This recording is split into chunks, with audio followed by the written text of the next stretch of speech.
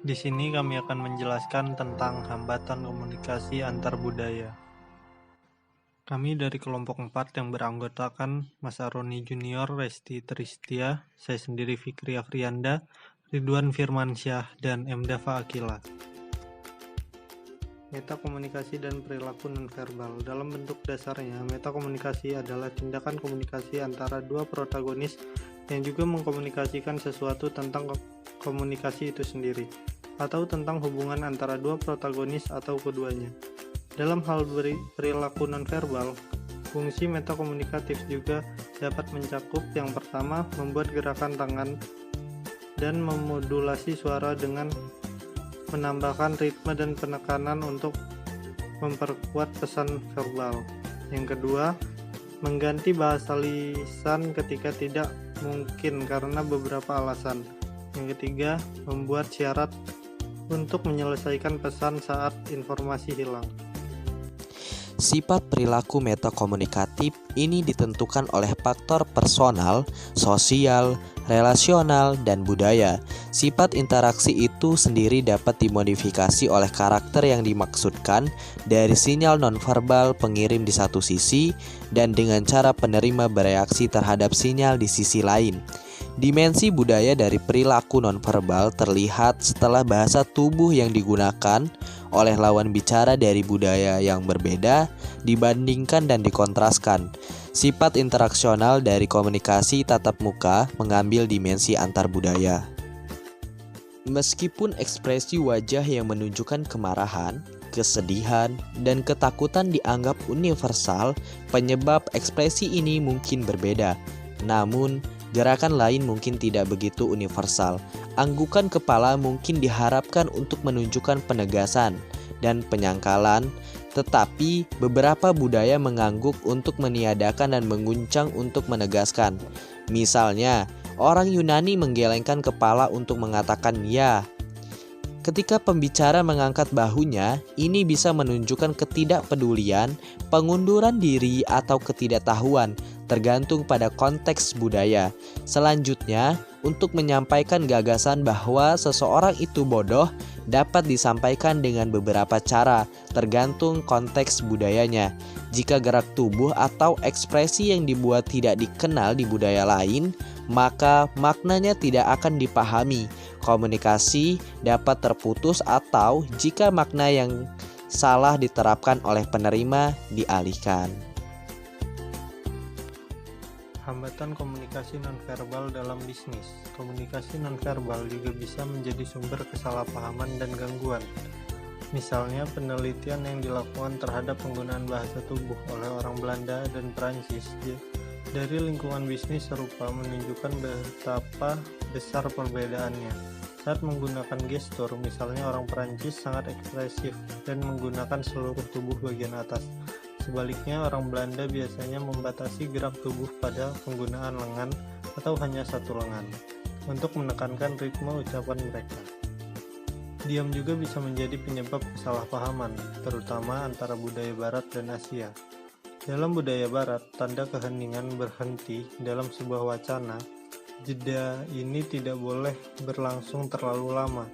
Tidak seperti di budaya Oriental, di mana setiap saat tanpa sepatah kata pun diucapkan merupakan bagian integral dari komunikasi. Budaya Asia melarang verbalisasi karena bertentangan dengan prinsip kesopanan. Di Korea, diam lebih disukai daripada penggunaan kata-kata yang tidak tepat. Asumsi dan budaya. Asumsi terkait identitas berhubungan dengan diri sendiri dan orang lain dan tentang perilaku ideal dalam konteks sosial tertentu.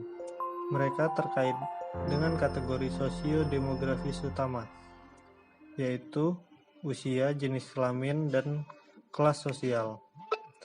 Terkait peran tertentu dalam masyarakat seperti politisi sempurna atau pengusaha sukses. Asumsi budaya sulit dideteksi oleh orang asing karena tidak mudah diungkap dan sebagian besar sulit dipahami oleh orang lain. Ada kesenjangan antara penjelasan yang diberikan orang atas perilaku mereka dan motif sebenarnya. dari perilaku tersebut.